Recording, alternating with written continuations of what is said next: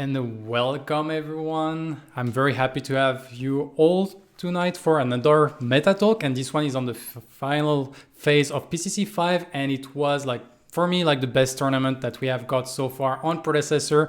And tonight, like to discuss about all the event of that tournament, I have the pleasure to have once again Joey and Efsixx that are joining me tonight. How are you guys doing tonight?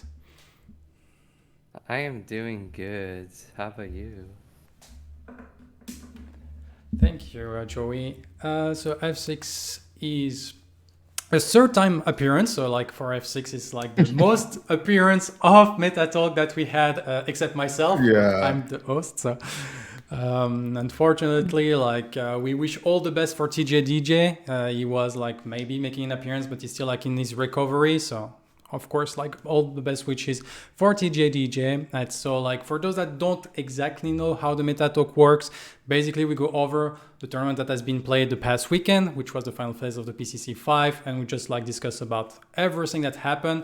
And then in the second part, we're just gonna go into like more data stuff. So we have pick rate, ban rate, win rate, items pick, player stat, team stat, a lot of things. And so that should be like a very, very interesting talk for people that are like a little bit data savvy. Personally, like myself, that's why I'm running this type of show. And then we can like just move on to just like a quick recap of about like what the team were in this final phase. So for those that don't exactly know how it works, the PCC is a multi-phase tournament. They first have a seeding round when, if I remember, we got like 22, 21 teams that compete in 4 different groups that get the chance to compete into a seeding round. And then the best 8 team out of that seeding round is going to compete for the final phase of the PCC, where it's basically like quarterfinals, semi-final, and finals, with every single match being played in a best of 3 format, except the grand final that is playing a best of 5. And here we had like 8, like basically the cream of NA Predecessor, basically, with even worse timing, Rest and Relaxation, Dirty Lake and the Boys, Rogue, Forfun Gamers, Pink Ravens, Professors, and Noko.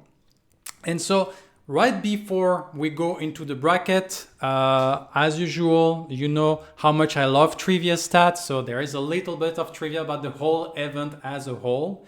And so like basically it was only 8 teams, but that represented like over 12 hours of gameplay, which is like, if you're only one player and playing all these matches, that's quite a lot. Over like 2.7 million gold earned, 670 hero deaths, which is interesting because it's slightly less than previous iteration of final phase of PCC. So maybe like players start to position themselves better, who knows?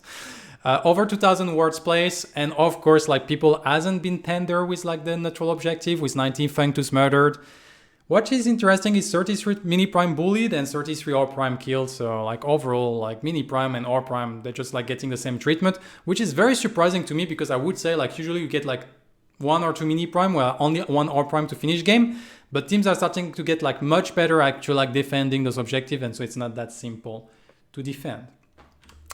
So I've talked quite a lot. I think I will just leave like now the mic a little bit to Efsixx and just to tell us from like this whole bracket, like we see that of course this bracket is not correct actually because it's professors that win the final game, of course. So my mistake there. But like, what do you think about like this overall bracket, and what was like the big surprise for you, Efsixx? My biggest surprise in this entire bracket was for Fun Gamers. The fact that they made it this far with just a ragtag group of 5 is beyond me. So just a great job from them. And yeah, I honestly just did not see them getting this far. And I think they're the biggest shock going into this bracket just by a very quick glance. So Yeah, yeah, go ahead, I was Joey. saying like there was just some like really interesting circumstances because if you take this at face value, you may not realize what exactly was happening because I think a lot of people were predicting that, for example, Rogue was gonna come out top, but there were a lot of circumstances that started off where like Ring had to like suffer Ring on that first game that really threw the kind of team in disorder, and then we just kind of Rogue like lost that first game, but also the fact that not only other teams like For Fun Gamers also got some roster swaps after the seeding round, which can really just open up the window to a lot of different like performances for the team. So I think like if someone was to just look at the teams going from seeding round and just go into the final kind of bracket, I think people will be surprised to see that there were a lot of changes, and that definitely had a lot of impact going with the rosters right here. Yeah, definitely like one of the big upset. I was very surprised also like by Forefront Gamers managing to beat Rogue. Seismic was the man that sees it all. Basically, like I remember having Seismic on interview like the Friday before the tournament, and he was saying like, no, FFG is going to beat Rogue. But at the same time, like Seismic was also saying that Rest and Luxation going to be in the final against them. And here like it was very very different. And to be fair, like after watching all the games of the semis and the finals and stuff, I have to say in a sense like Seismic was very close to the truth, because like the third game of Professor versus Rest and Relaxation like was really down to the wire in a sense. Like it could have gone like either way. At some point Rest and Relaxation get an opening and finally Professor get there, and so like these two team was very very close. And overall, like this bottom side bracket, at the exception, I have to admit, that's something that kind of hurt my soul a little bit. Like Pink Ravens was not at the level at all. They just absolutely obliterated by Dirty Lake and the boys. But this bottom bracket like was a hard fought battle to reach like really like the grand final in a sense. Yeah, I think the bottom bracket is definitely the tougher bracket. I think if Dirty Lake and the boys or professors were in the top side bracket, we might have possibly not have seen even worse timing go through the finals. Wow, that's an interesting take here. I think we'll see a little bit more of an example of that throughout the slides, but yeah, definitely think it would be a little bit more of a heater. And I think the finals would have went to a game 5, depending on who won out of that. Yeah, it could have been. It's true. Also, like one thing that I felt like I was a little bit at the same time true. FFG surprised me by beating Rogue in the quarterfinal. But after watching the games, like both the semi-final and the the loser final, I have to admit I have been like slightly disappointed by them as a team. Like I love how they progress, but I feel like they let the tension and the pressure of the tournament get to them. Like facing against even worse timing, I really felt they were like not playing as aggressive as they were playing against Rogue, playing a lot passively, and in the end they lose like the 2 games. And I felt like they didn't play to their strengths at all. They just like get like probably, cold feet by the pressure. But that's also something that can happen when you're a new team arriving in this type of environment. Like you need to get used to the pressure. It's not easy. And for any players that try to get into competitive, especially here, I feel like it was the biggest prize pool we ever had. And so naturally, like when you start to like here, this match of FFG against Evernor's timing, you're facing number 1 seed and you're already playing for $1,000. And I guess like for a player that are not used to competition, that could be like actually like very, very stressful situation. And suddenly you pair like overly passive because you don't want to risk anything. But in Predecessor, playing overly passive is rarely like the path to victory, it feels like. Yeah, I definitely think they could have played a little bit more to their strengths, especially with how aggressive Matt Corporal is inside the jungle. I think he's their best player. Just the openings that he sees. There's a lot of times in those fights that the rest of the team doesn't follow up with him too much. But he's the guy that can make a play happen if they were with him throughout most of this. So I don't think they took advantage of that for sure. I think a part of reason why FFG seemed like they were more passive going to EWT is because I think it comes down to kind of like how the drafts went, because kind of like one of the big things that really held back Rogue from this tournament and from what I can see from the past is that Rogue's draft can be really like hot or cold, in the sense that like Rogue can perform really good at times, but a lot of times I feel like they can be held back by like just really awkward draft, like picking Crunch into Victor, Bellica, Drongo. Probably not the play, but Rogue did it anyways, and they still have to do good stuff with it, but over time it just got shut down pretty easily by. Well, so it's like, and FFG knew exactly who to kind of counter or ban out in Rogue, and that just ban out Pinsel because he can only really play Steel, the tank, so you You pressure the tank pit by spending steel, then picking up Richter, then picking up Sedwall, just take away all the tank picks, makes it like awkward for Rogue to be able to figure out the situation when off lane, right? But going to EWT, we've seen them having like solid drafts consistently and knowing, and they're not the kind of team that go for conventional bans or picks. They will specifically ban certain heroes just to counter pick or ban out certain players on FFG. And I think that was sort of what's happening was that FFG wasn't as comfortable with the drafting phases and going into these team comps where it can be a little bit more tricky to execute their game plan. So I think that's part of one of the reasons why FFG seems like they were more on the passive side going into like EWT in those two games. And that's definitely like a fair point. And I feel like also in a sense, like I really felt that strengths of like team that are more proficient, that have more experience, that have more hero pool in a sense. They're more like adaptable when it comes to drafts. I also like felt a little bit that in the loser final between FFG and Dirty Lake and the boys, where I do felt like that FFG was kind of like still trying to make the same thing happen over and over when those teams like finally like figure them out and just like know how to play against them by the end of the tournament. Once again, this type of thing like come with experience, like more opportunity and more fight. There is something else that I would like to have both your opinion on, which is like basically like this grand final. In a sense, for me, like it's two different philosophy of training that were like facing each other.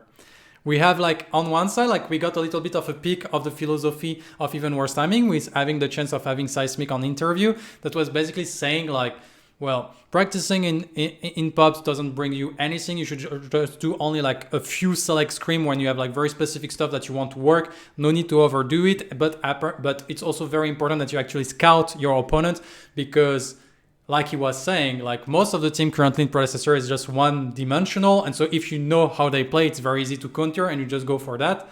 While on the other side, we have professors that I don't believe they have done like that much research on the enemy team, but they just like said, guys, we're going to practice like crazy. We're going to do a 50 over plus scrims and we're going to figure out exactly what we are strong at.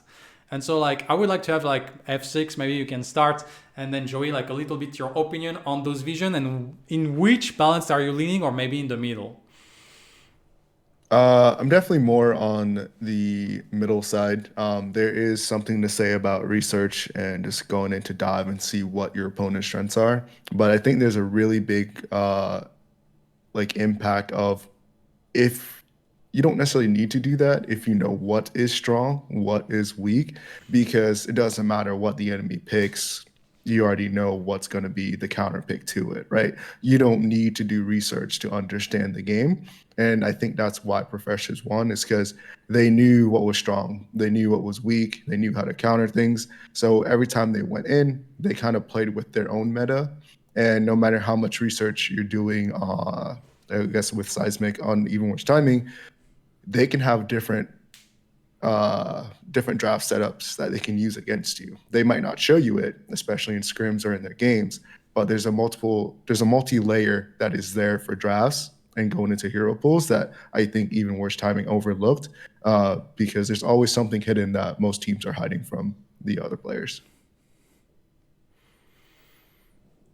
Yeah, I agree with Efsixx because I think there's some value in just knowing, just kind of being in that middle world a little bit. Because obviously, if someone on the enemy team is like a very well-known like Kalaya Fame out one trick or they're very proficient in these heroes, then that's when you can sort of think about, okay, we can maybe consider baiting them out. But as long as you know how to follow up on that plan, I think is the big part, and that's where experience comes into play. Because especially with Predecessor where it's at, it has a more limited like hero roster pool. So depending on the strategy you're going, it can be quite easy to really shut down one role or just make it like the team counts really awkward for the enemy team to try to pick up and try to figure out what they want to do with it. Like League of Legends have that 100+ heroes pool. You can't ban out ADC, right? Because they just have so many different options, right? Yeah. You can't take away all the tanks. But in Predecessor, we have a very limited number of characters in each kind of role, like tanks and assassins and all that. And so, like, there's always been this, like, unique meta when it comes to these tournaments where, sure, you want to try to, like, ban out certain players just being really comfortable on certain heroes if you can, but at the same time, it's also just I think it's quite easy just to really target ban or just really like make it hard for any team to make a balanced team comp because with the limited pool. Because we saw that with tanks especially a lot where Rampage fell out meta, so it wasn't getting picked as much. So they really got left with like Richter, Theo, and Sevwar, kind of like the three main tanky dudes. And so we see in some of these drafts is that people would like pick two of the tanks and ban the third, and then now all of a sudden the enemy team doesn't have any tanks besides maybe Greystone to really go for, but he just plays in the fireplace. It's not really like a CC kind of tank, and so it's just like it's just one of those things where I think for the most part where we at, I think it's good to be in the middle for knowing like doing your research on teams and all that, but I think there's a little bit more strengths and into like knowing exactly how the meta is being run because with this hero war support, I think it's just very easy to ban out certain roles. But as time progresses more and more and more, when we get a larger roster, I think that's when it becomes a lot more important to do your research on these players so you know exactly their hero pool. And so apparently, like Haru was saying, like Professor also like did a lot of scouting. Personally, like I love to kind of put down into like 3-step. Like I've been watching most of the scrims that have been happening, not all of them because there was like a ton. And I really like see the evolution of Professor towards the 3 weeks. It was like very beautiful to see. And so of course I'm simplifying stuff, but I kind of feel like the first week of screaming, like they had 3 weeks between the seeding tournament and the final phase. And like the first week was really like they tried to figure out what is the best roster with their player to be able to play. So they were trying to figure out the players. Then the second week they were like figure out what is the meta currently in the game on that patch. And then the third week was like how can we like go a step ahead of the meta. And we have seen like Professor with a lot of like kind of old pick compared to like I feel like even worse timing very like classical way of drafting that was very very strong. But I feel like Professor was a little step ahead when it comes to that. But all the discussion that you were saying, Joey, kind of like also makes me like make a question pop into my mind. And it was like the first full event, now it's finished, the PCC 5 that we have gone for the 4-ban draft format. And so like, what is your thought on this 4-ban draft format, Joey? Like too early, actually like perfect, make draft interesting? Like you tell me.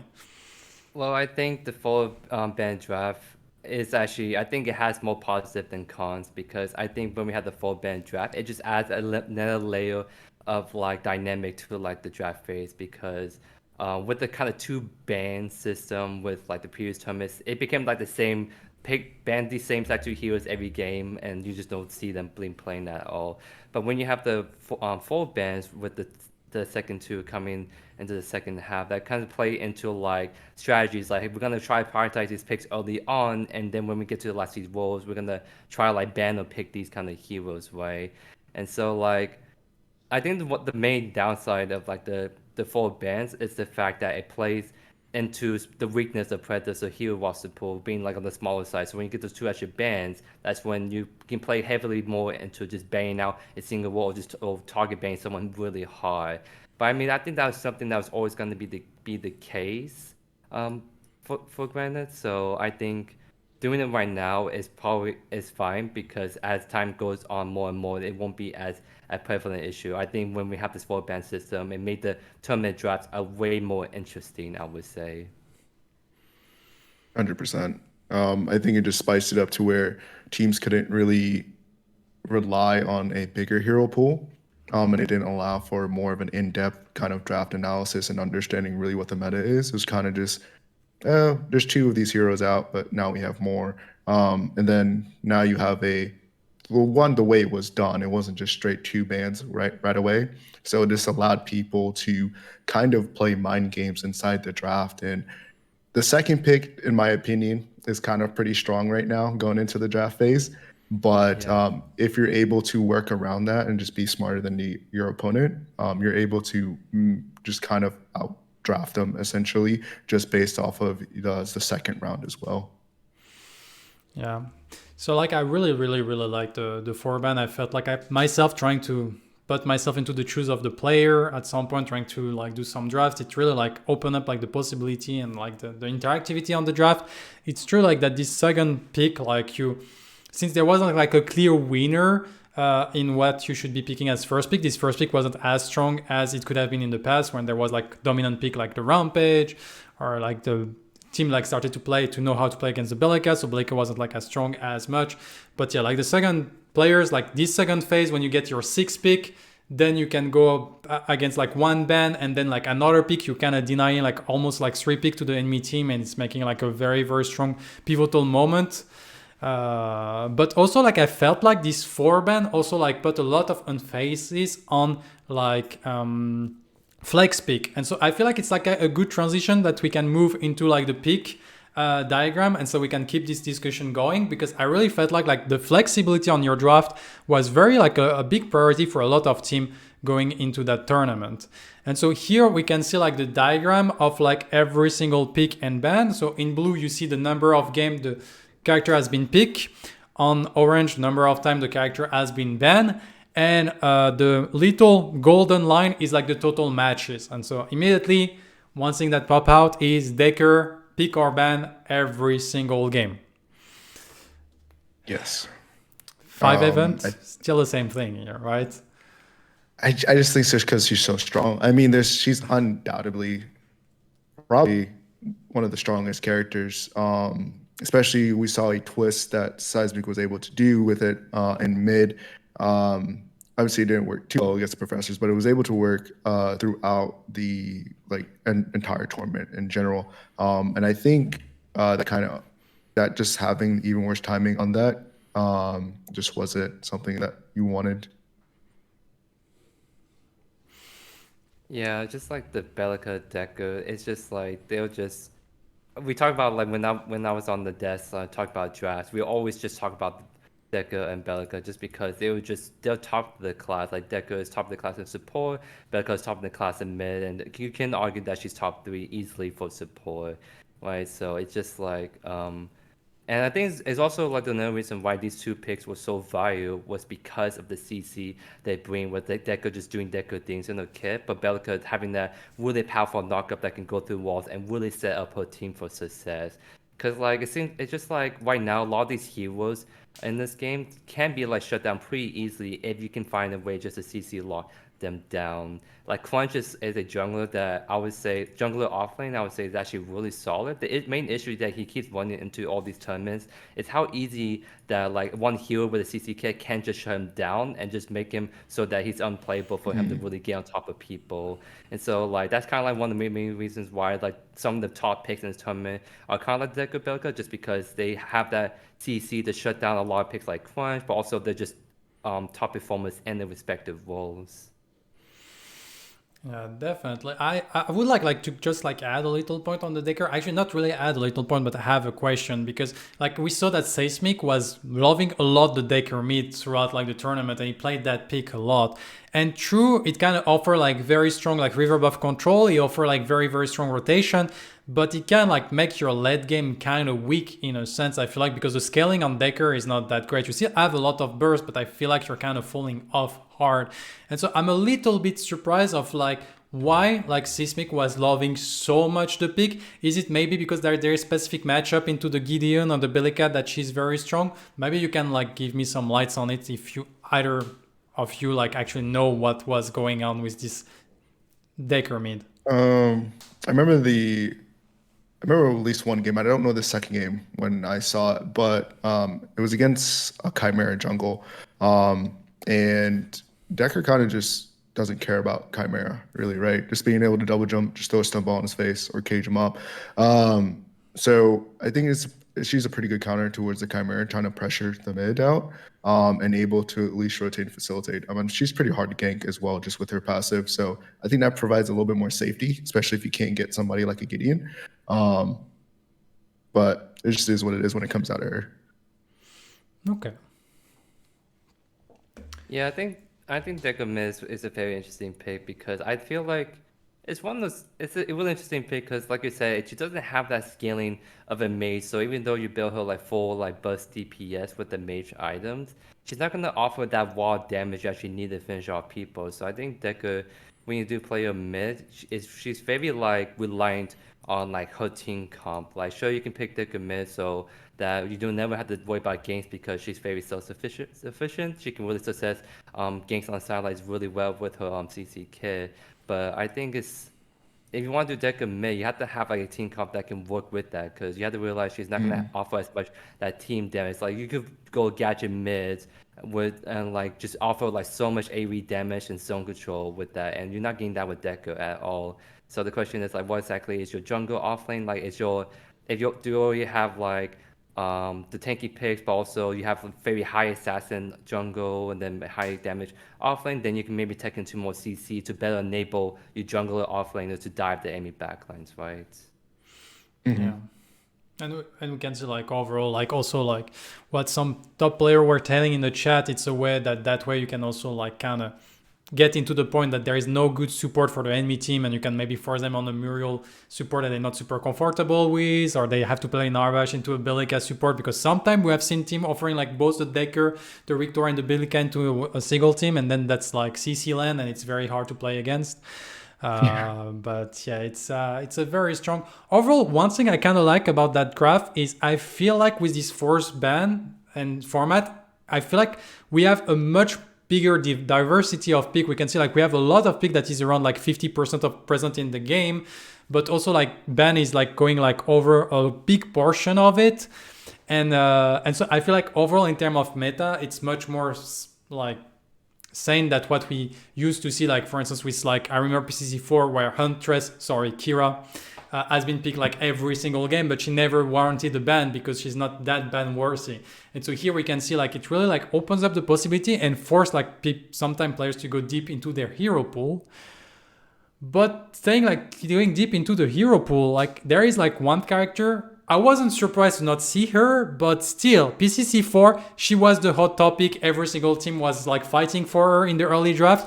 PCC5, not a single appearance. And I'm talking about Morigesh. And I feel like Morigesh didn't change between PCC4 and PCC5.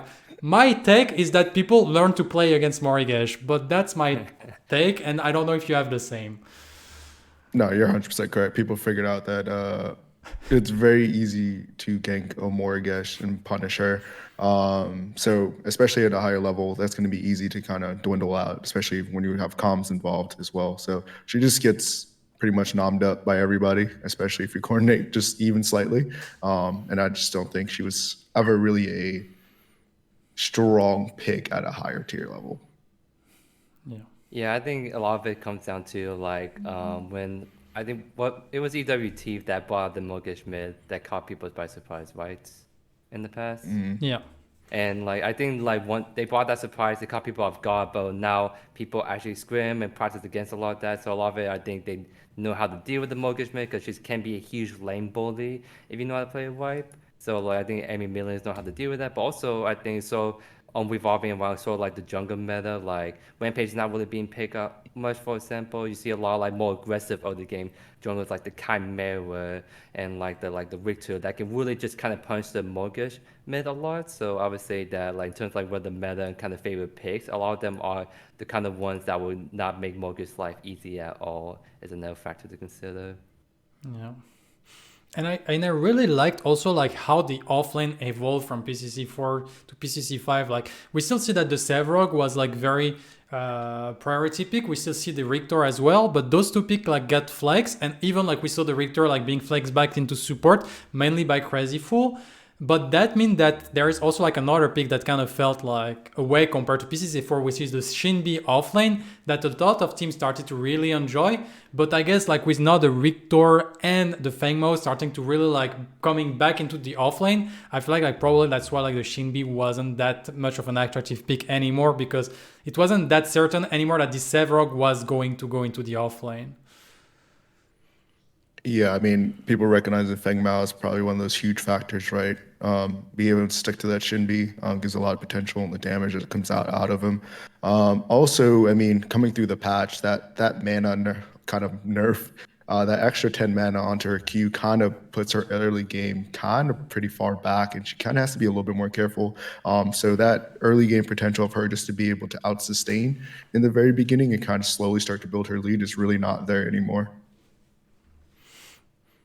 Okay. Yeah, the Shimmy is just like a little bit interesting because in my head, I think like even with the mana nerf, she can still be that kind of snowbally split pusher and offlane. But the big thing is she's a split pusher. When you pick Shimby, you do you playing her to split push for your team. And so like what kind of I noticed in the off lane going to this PCC 5 is that people won't really play in the split push, or rather the split pushing strategy doesn't seem to like work as well in this kind of meta. And that's why a lot of people, a lot of picks of kind of favoring like the Fame out, the Richter Servar, because they are heroes that can either just be a huge asset in like those team fights, but or just be able to roam very effectively well. Like the Fame out off lane, he can split push when he wants, but more importantly, he can be a very good roamer to like the mid lane or for this like Fame 2's fights to really kind of snowball and get his team ahead in that sense. But Shinbi needs a way more time to come online, and then that's the big thing. Like Servar can take all the time he need because he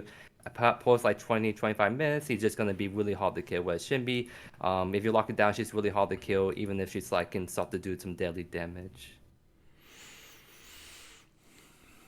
And so like this is also like what I like about like early MOBAs is like the meta change so quickly. We're still like so unrefined that everything like kind of shift quite fast, and that's also like putting a lot of strain on team because you need to adapt very fast. Like in PCC 4, you were an OTP rampage, and suddenly you don't have any character in PCC 5 when you go into it. So it's something that you need to adapt very fast.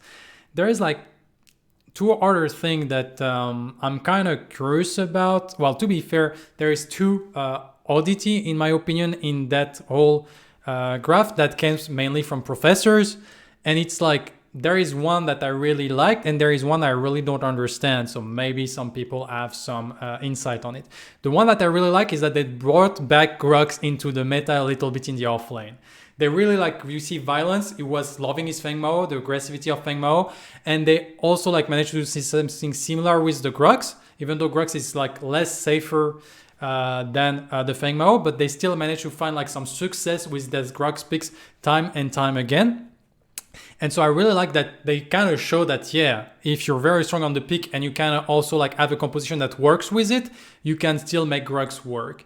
The other part that I don't really understood is like it happened multiple times, and we see here on the graph that Contest has been banned 3 times, and many times it was in the second round of ban to ban the Contest and most of probably like the Contest jungle. I've seen that pick being practiced a little bit in screens, for instance, from like Dirty Like and the boys on Grati, also from Nitro in the side of Professors. But we actually have seen like that being banned like quite a lot also in the series with Rest of Relaxation.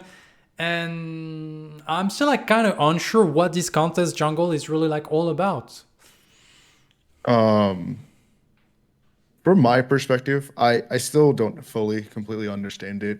Still trying to get around it. But from like what it looks like is she's a very kind of like a late game, or like she scales anyways. Like the later the game goes, you're not gonna be able to stop her, right? So you already get that comfort in that as well.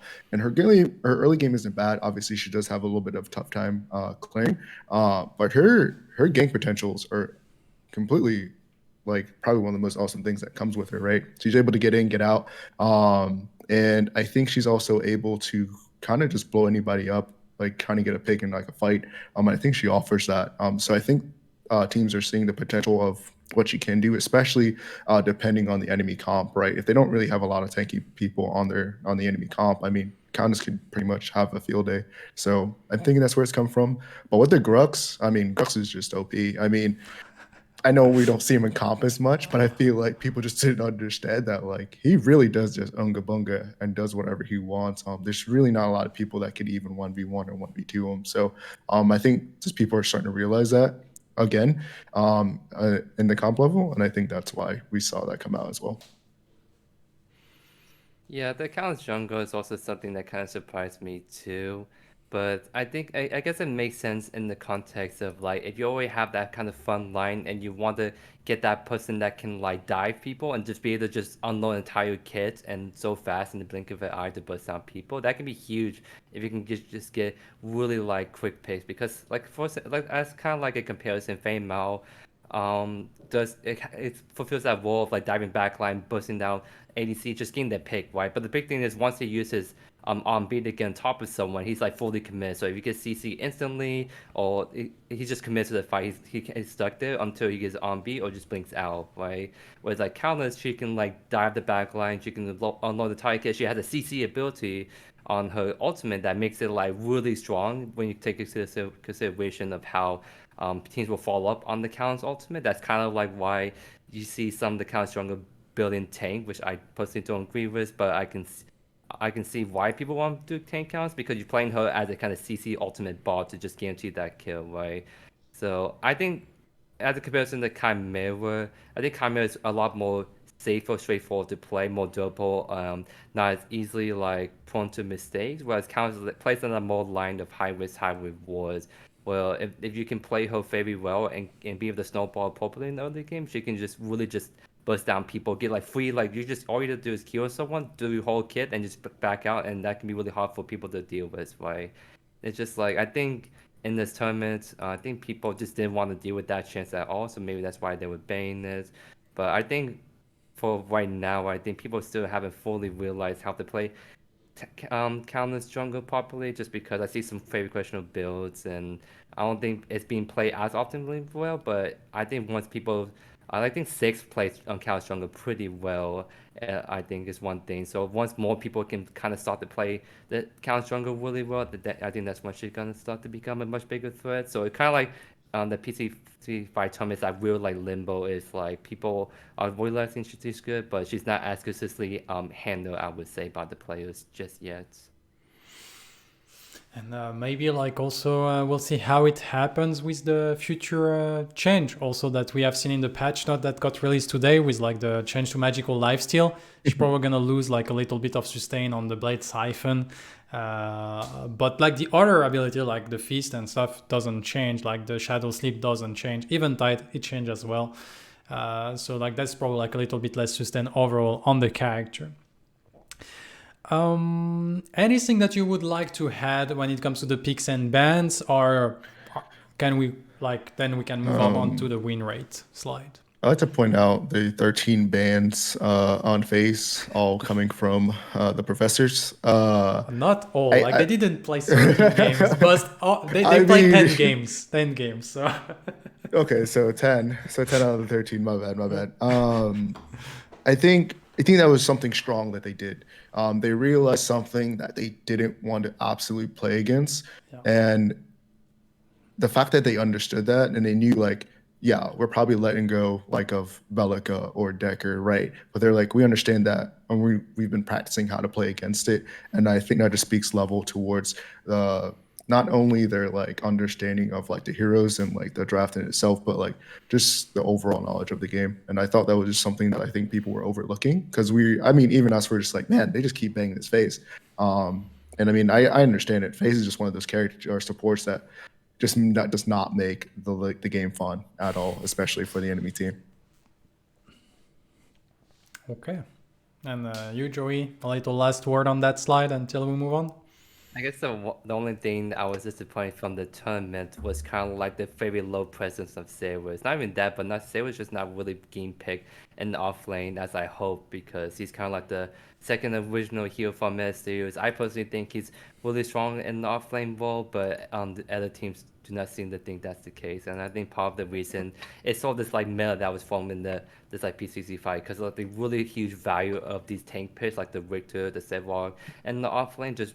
It's because I think the big thing with Zarus is that he's someone that is like kind of like a snowballing hero. Well, if you can get ahead or play consistently well, he does perform pretty well. But why would you want to put an extra work to like make him work offlane when you literally just play Sevlog and play the farming simulator, right? And then you just become someone that has a lot more impact in team fights in the sense that you just keep W keying and just people, it's really hard for you to kill, or just going for more CC heavy kind of stuff. Because even if the tanks are banned now and you're left with the fighters, then you go to like the Fei Mao, which reliable like early game assassin, high mobility, just be able to blow up people in the backlines, or you go like Greystone if you want to just dive the back line, because like Sauce is definitely kind of like a diver like Greystone, but unlike Greystone, he doesn't require as much follow-up. He kind of does what he wants in the back line, and if it gets low, he just his ultimate gets all his HP back. So it really fulfills the role of a disruptor in the back line, just being super tanky, really hard to kill, where Sauce doesn't really have that strength as Greystone. So I just think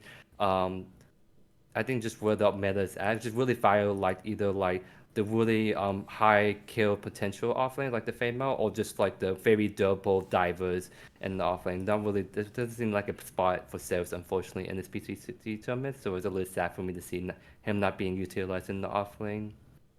It feels like it's like this like kind of bruisery in the middle. It still like feels like have trouble to find his place in the meta of Predecessor.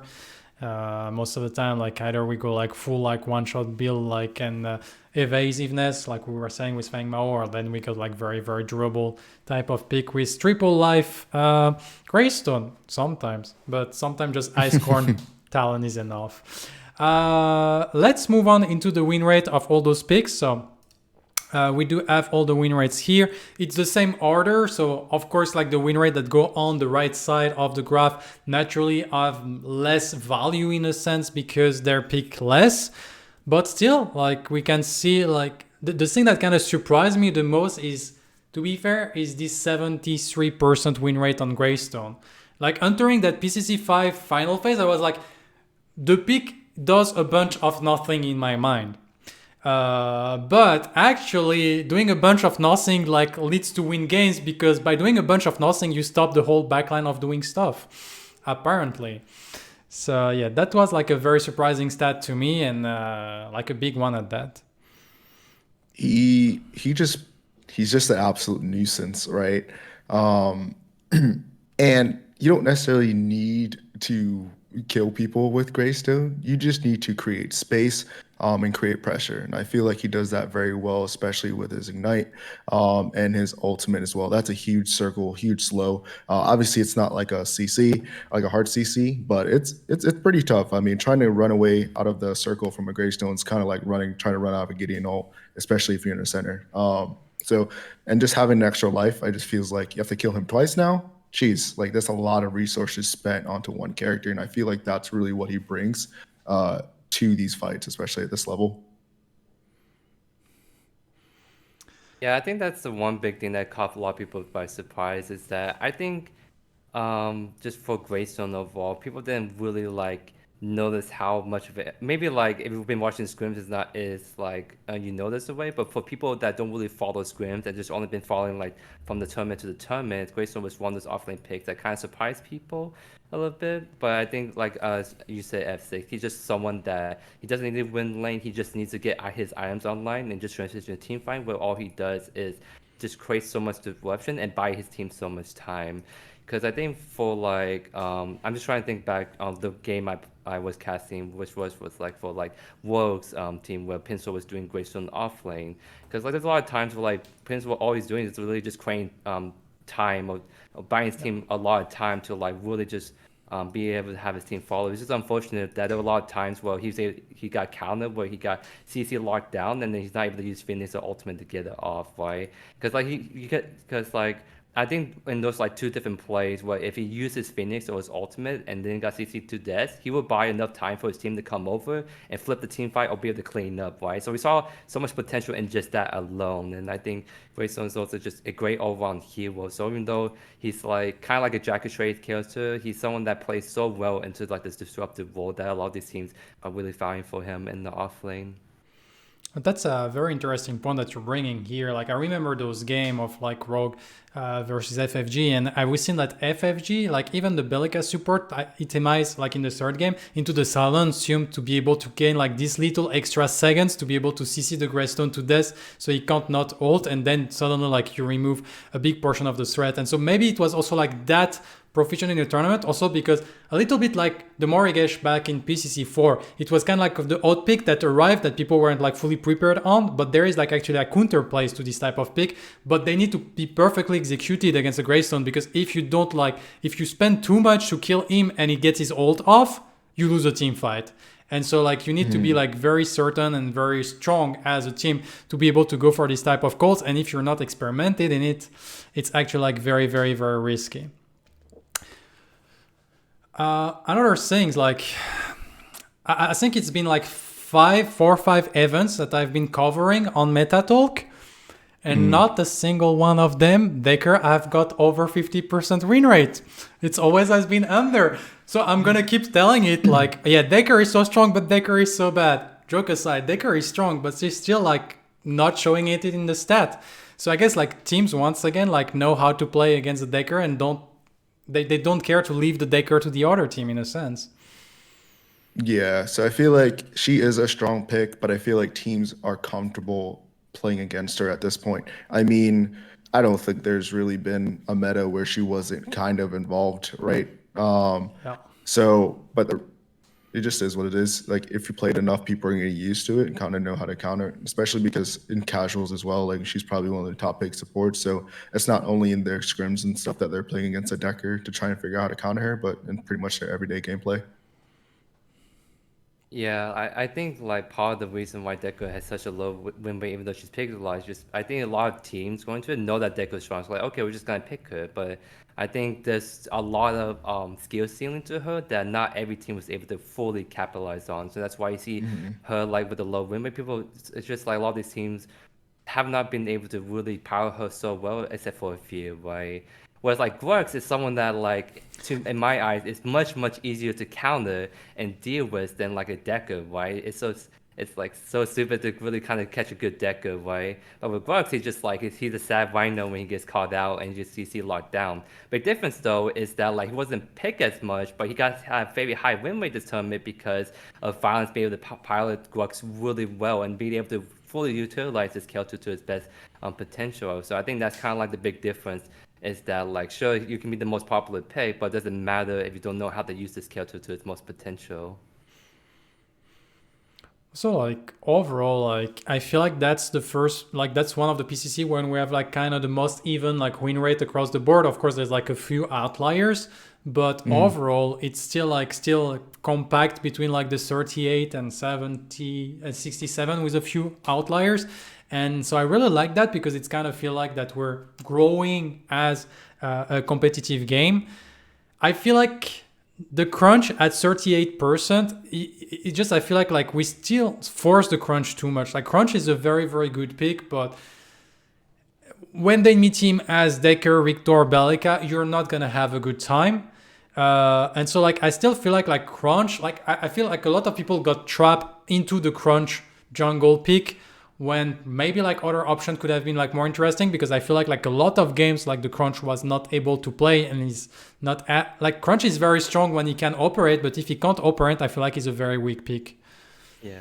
So I guess the question I'm gonna ask you, Mugi, is like, let's say like Chimera is pick or ban, you don't have the Fame Mal, you don't have the Greystone, you have like a Fame limited roster. So like what are some of the alternative choices? Because I think the reason why Crunch is still being picked up despite like bad drafts is because of just the very like limited roster, just having no alternative picks to go fulfill that role you want. And that kind of plays into what I was saying earlier of how like some of the drafts can be like very interesting in the sense that you can really just force some really bad picks where they just left no other choice to fulfill that pick they want to try to round out the team with. Yeah, well, it's true, but at the same time, I feel like jungle has been a role that kind of open up a little bit, as we have seen. Like here we're talking just before, like we can even go for some contest jungle if you want to spice things up.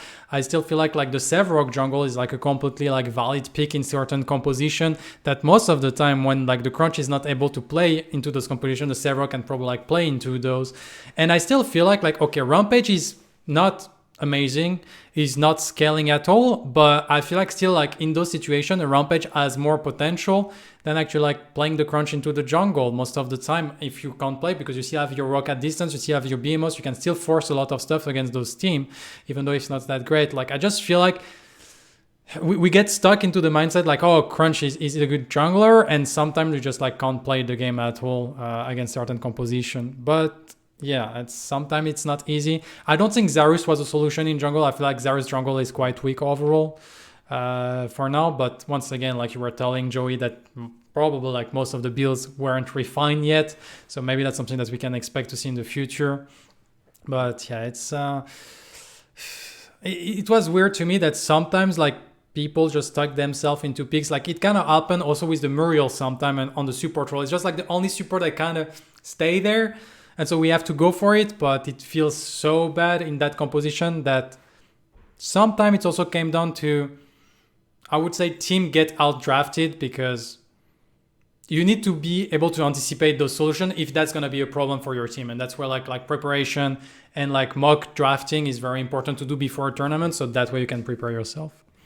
And that's probably what did happen is that some of these teams have a solid, they have like a game plan, but when it starts to fall apart, they don't exactly know how to like form a new plan around that situation. Because they also like the timers on the draft. So once it's your time to pick, you only have 30 so seconds to pick. So if you don't know what it's like you want to do, you just get forced into bad picks. Because I'm just, like I said, I'm really surprised too that Rampage was not picked at all. Like I don't think he's like super good, but like in certain situations where you can't pick certain junglers or you need to fulfill that tanky kind of diver, then Rampage fulfills that role even if he's not like the top performer in the meta. So I was just really surprised to see Rampage especially just not being picked up because I think there were some games where he could like be picked instead of like the Crunch to be able to do a better job than the Crunch pick.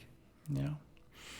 And just to correct something that has been saying on the chat, that's a little like artifact of the data. Faye is not at 0% win rate because Faye never got picked in the whole tournament. So she actually has no win rate. She was just like banned one time. That's why she appeared on the graph. But it's actually like not a win rate because she was just banned one time. Yeah. Then we definitely like the Feng Mao. Kind of see Feng Mao kind of come out of nowhere. This PC like we were talking about earlier, but 6% win rate is probably pretty nice to see on him going in because I know there's a lot of people that don't really realize his full potential, and it's just slowly getting there. So. Yeah, I really like about that Fang Mao pick. I remember watching like the early scrims between Dirtylek and the boys and professors. I think it was like at the end of the first week of scrim or the beginning of the second week, and they really struggled to deal with Lober Sevarog. Lober Sevarog was a big problem for them in all of the scrims.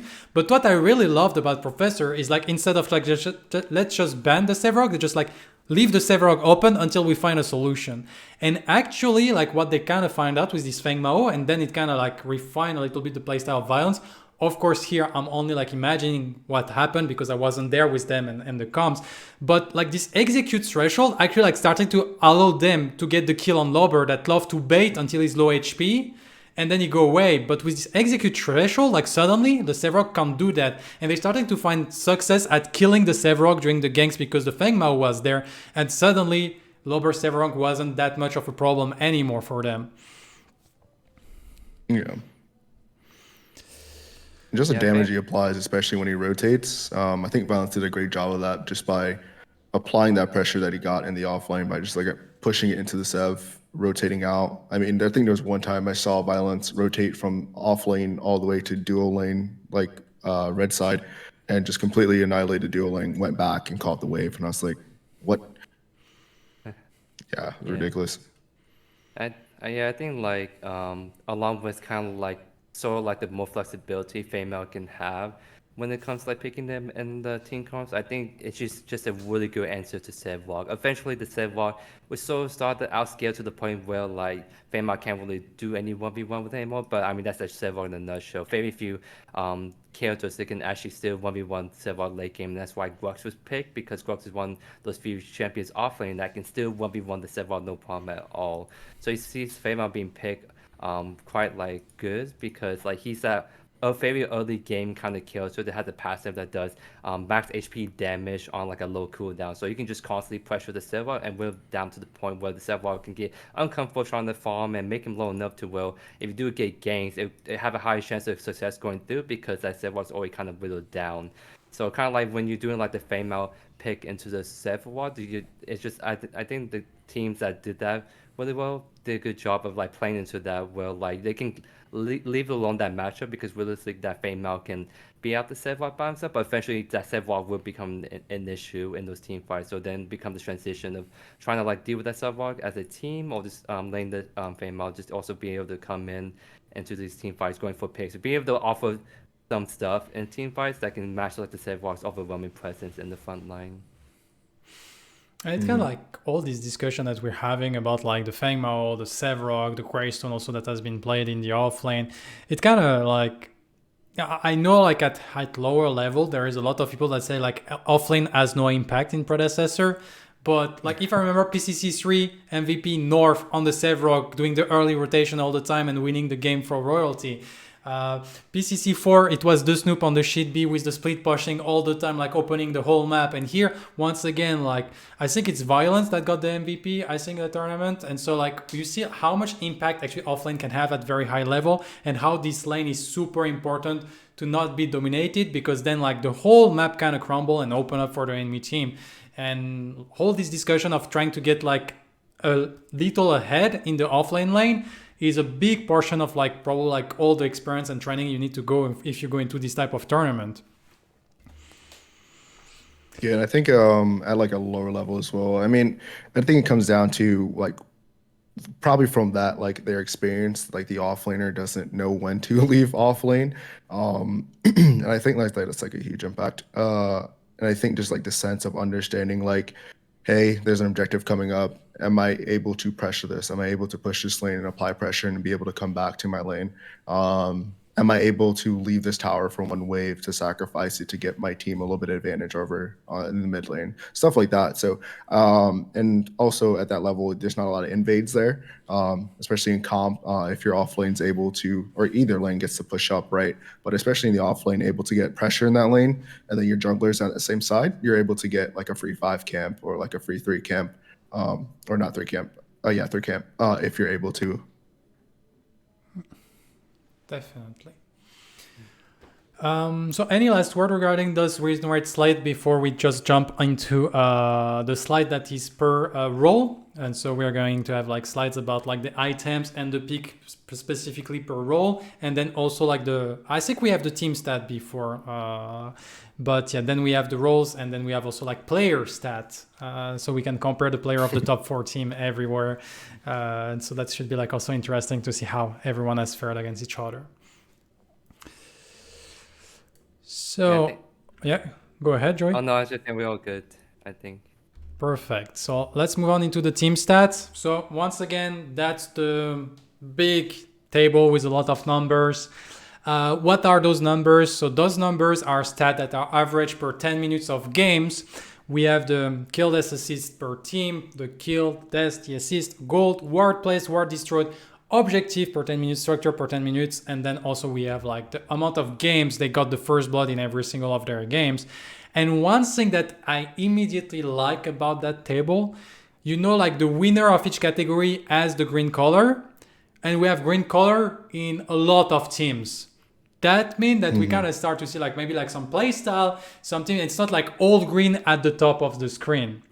But also like maybe like we see like much more green on the side of even worse timing than professors. That can also maybe come from like the fact that the bracket was slightly easier.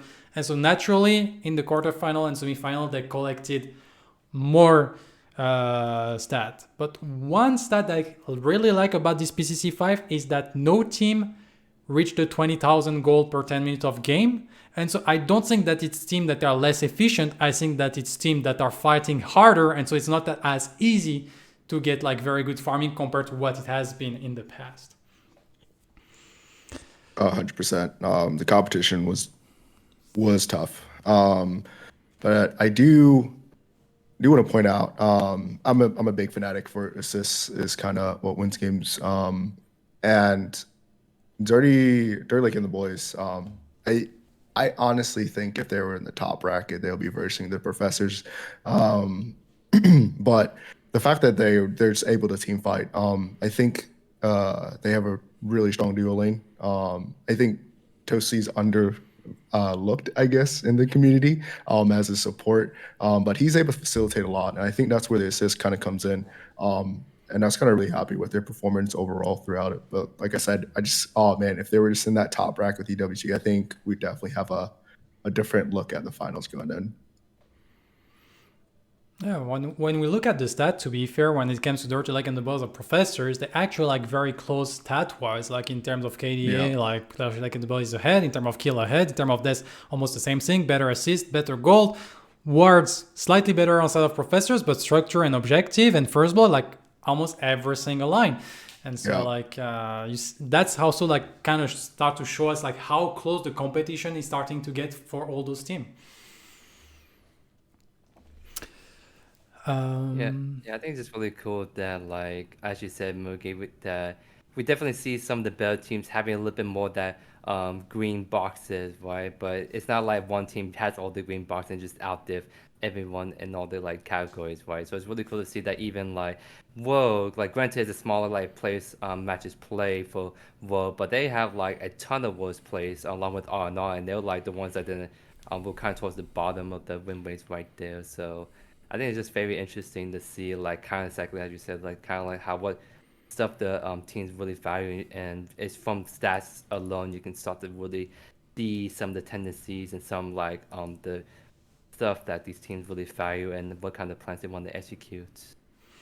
Yeah, and to answer like one question that has been in the chat, which asking like, what does that mean that stat average over 10 minutes of game? Of course, any manner to average stat will have some bias, but here it's basically I take like the computation of all the stats from all the match for a team, and then I divide that by the number of 10 minutes they have played over the whole tournament. So of course, like for instance, for ward plays, if you play like a match of 50 minutes, you're probably gonna have like more ward per 10 minutes than a match of 20 minutes because you already get your soul stone and this type of stats. So naturally there is a little bit of bias involved. And so like, of course we need to compare what is comparable, but that's one of like the best way I found to do it for now regarding all those stats. I'm also like, I kind of like also that in terms of first blood, it's like much more like even. Like I remember for the seeding round, like some teams were very, very high up there. But here, like the best team is like Rest and Relaxation with 2 games out of 3 they got the first blood, and that's they probably like play only 3 games, so that's why we get like this type of stat as the number of match played. And also like overall the number of ward plays per 10 minutes have gone up compared to the previous edition. That's the type of stat that we don't see immediately on the table, but that means that teams are starting to play better with vision. And here, like we see, like Forefront Gamers is actually a team that like the most. And so here you can maybe show a little bit of inexperience on how to control the map and how important vision is when you come to this like very big event. Yeah. One thing I want to point out was it kind of looks like the professors didn't really go after as much objectives as well. But the way they were playing was more of like they never in the tournament, they never really forced objectives, especially like the first 2 Fang Tooths. Like if they couldn't get it, they couldn't get it, right? And that's what I kind of respected. But they never gave up the 3rd Fang Tooth or for free.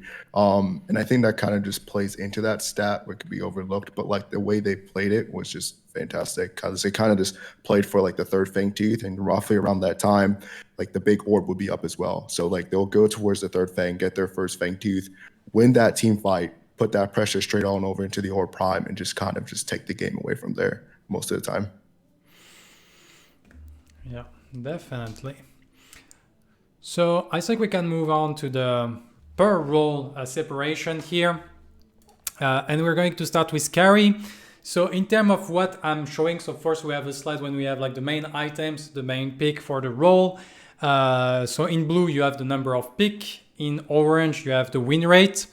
Items to be considered needs to be, it's only like the tier 3 item. I didn't consider the other item, and they need to have been picked at least 5 times during the whole tourney to be appearing on the graph. Yeah, Vanquisher is apparently like the choice for like most of those carry. Probably first pick on the Drongo, on a Murdoch, on the Revenant. Yeah, it was, and Witch Stalker. Also, Witch Stalker, like a huge peak rate during the whole tournament. Like, I think people have started to realize that you can actually heal almost your full health bar in a CC heavy meta.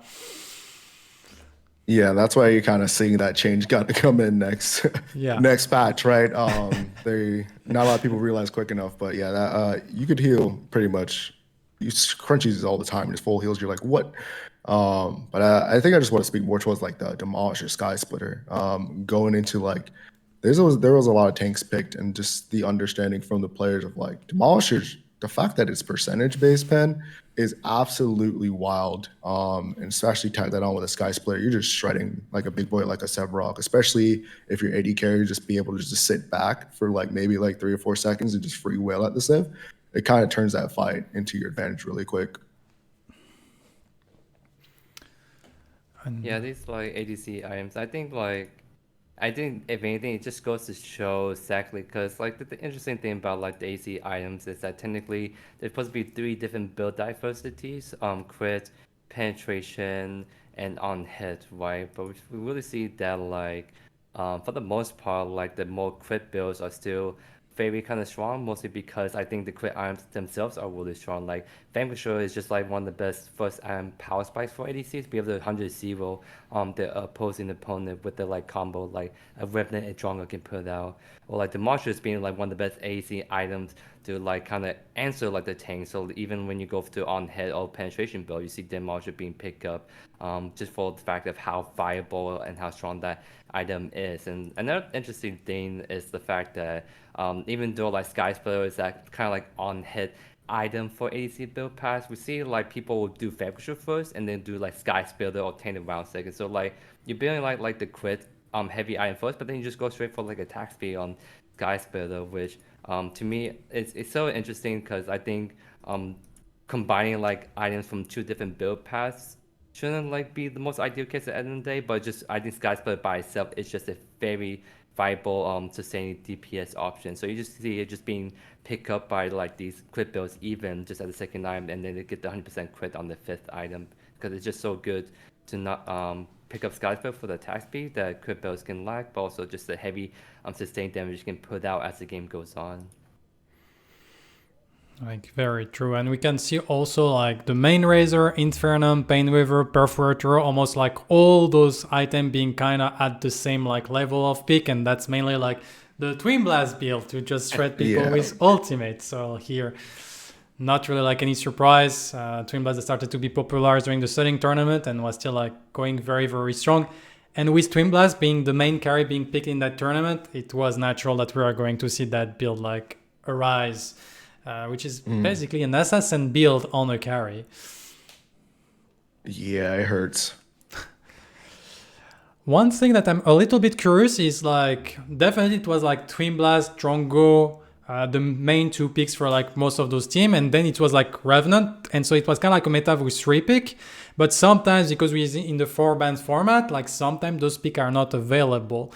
My curiosity is like, I remember in PCC 4, like Huntress was in every single game.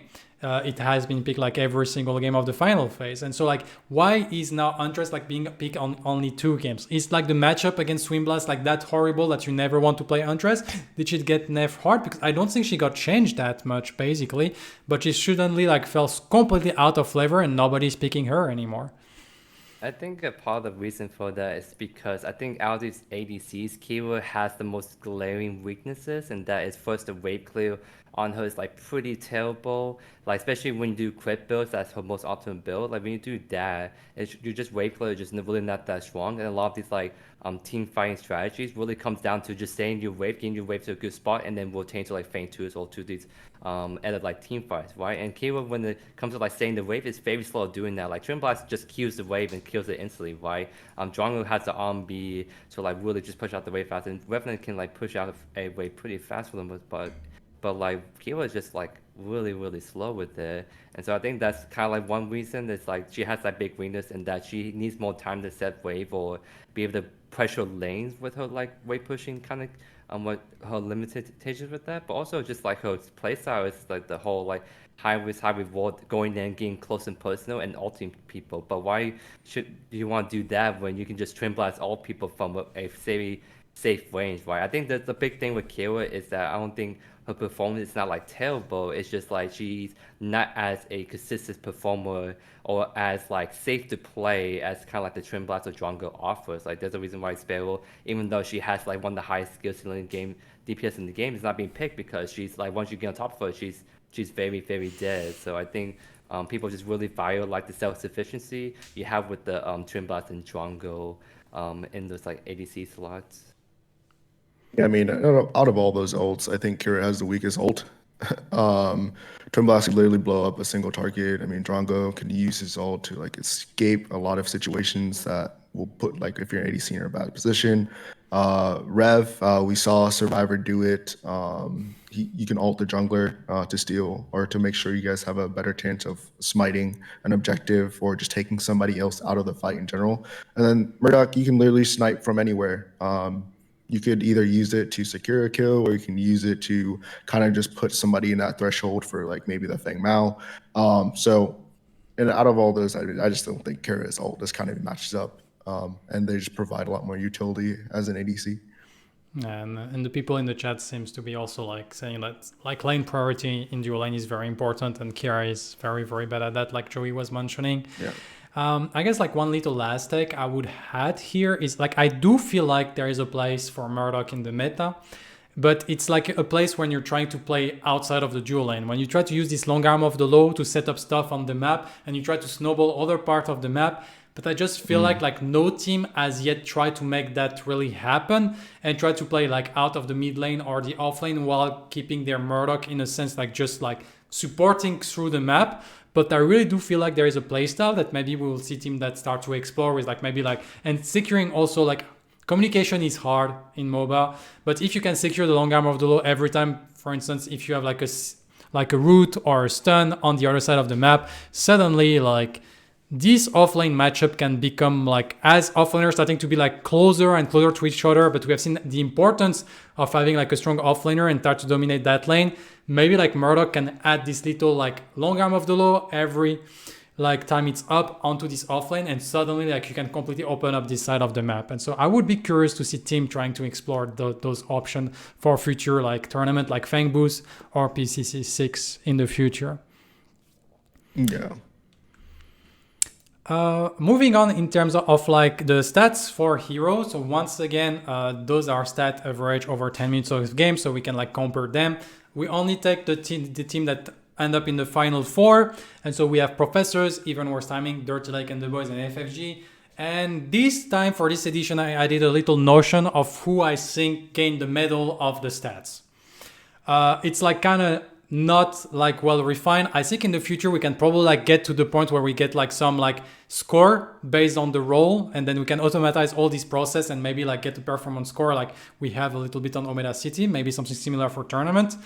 I know that JoeYoursTruly from the side of PCC was really interested to get these type of things going, so that's maybe something we will add. But for now, just a little reward there. And one thing I want to say, like it's congratulations to Lakenator, that is the player that got the highest KDA of the whole tournament. I mean, I think, not gonna lie, that matchup against the Pink Ravens, he went off. Not gonna lie to you. So that might have skewed it a little bit, but I mean, I think it's well deserved. He's a very squirrely ADC, and he's very aggressive. I don't think Tosi's as aggressive as Lake, because there's times where like you see him like plays like Tosi's like, wait, why'd you go in there, Lake? But yeah, he's definitely hungry when he goes out there to try and get some kills. I mean, as you can see, 71% kill participation. Like he's making sure his presence is known, and I think that's really just kind of something that speaks for Lake himself. Definitely. And also like I see like of course people say like Lakenator was like farming Peak Ravens, and to be fair I think he has been like 13-1 and 12-0 in like the 2 games, so of course that's 25 kills. But when you look at the deaths, the assists, the kill participation, overall it's the same thing as Survivor. So true, right. He got more kills, probably like more damage from those 2 games, but still like on the other side that he could like actually like dominating a team, like you get like a slightly more less deaths, but not that much. It's not like that much different. The thing that you can see like here, Jay getting a little bit of like more hardship overall. Like we can see in terms of hero damage is like way below what the other 3 ADC were putting out.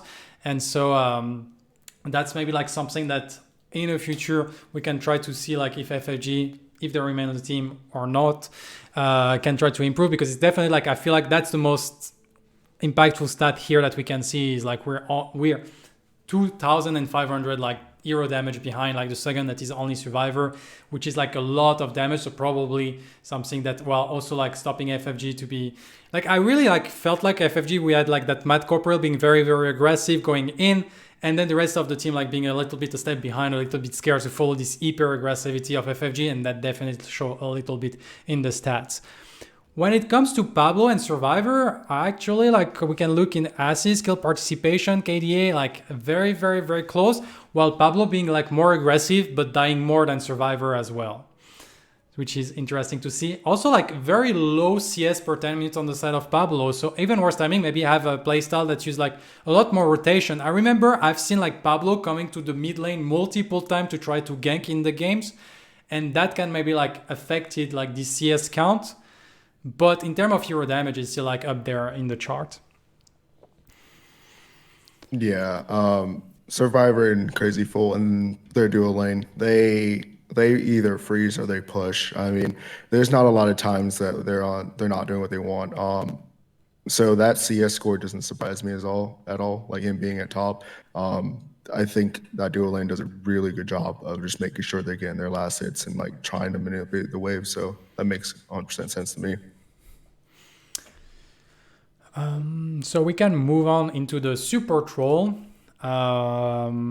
which like slightly more variety when it comes to the number of pick. We have like 7 different pick, but of course, Balika, Decker being the 2 dominant pick here by quite a good margin here. But we see like for me, like this Victor pick, 4 time on support. 100% win rate. Like I guess like someone is proficient with it, I would say. Yeah, that whoever's playing that Richter is pretty good at him. And I feel like he highlighted the strength of what a Richter can do, and I was kind of excited to see that going into PCC 5 in the finals area. So, yeah, Richter's strong. Just land your hooks, right? Yeah. But what makes him so strong in the support? Like I was surprised to see like there is multiple time when I was watching the tournament, and maybe Joey, like if you have like a point on that, is like I see Crazy Fool in lane that to me, like when I watch at the 2 characters, like Richter should be getting bullied out of the lane, and Crazy Fool was actually like bullying the other team. Like how is that possible? I think a big part. I'll go, Joey.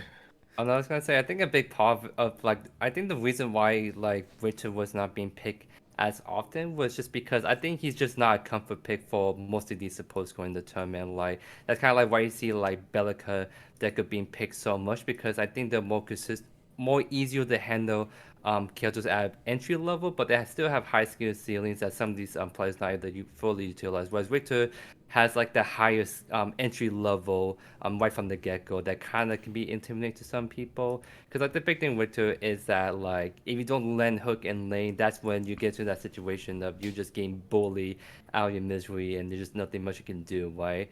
But if you're someone that can like land your hooks very consistently well, then what happens in like especially in these tournament games is that you scale people because you have hook threat. Because as long as you don't throw your hook out and you have that being able to use it anytime you want, people have to play and respect your hook, and that can be causing some really like some just mind games. Like I'm gonna walk up to you, but I won't necessarily throw my hook. I may just scare you off, and that's what I sometimes do when I do Victor support. And I think that's what you should do whenever you play a lot of these like hook kind of champions and like from other games. It's like you just have hook threat to really scare the opposition and just creates a lot of pressure from lane, even though you're not technically interacting, right? And when they do start to try to punish you, try to base attack you, try to bully you, that's when if you follow up on your good hook mechanics and maybe just punish them, and that's when you can just really kind of dominate the lane. That was a very, very nice wrap up. If we go into a little bit on the side of the items, like there is 2 little things, like one that I like, one that I'm a bit surprised about. Like I kind of like that we see the resurgence of X-Bound Brasser. I feel like that was an item that like people kind of start to forget on the support role, but it gives you a ton of ability haste. That's a lot of CDR for yourself if you go for that item first.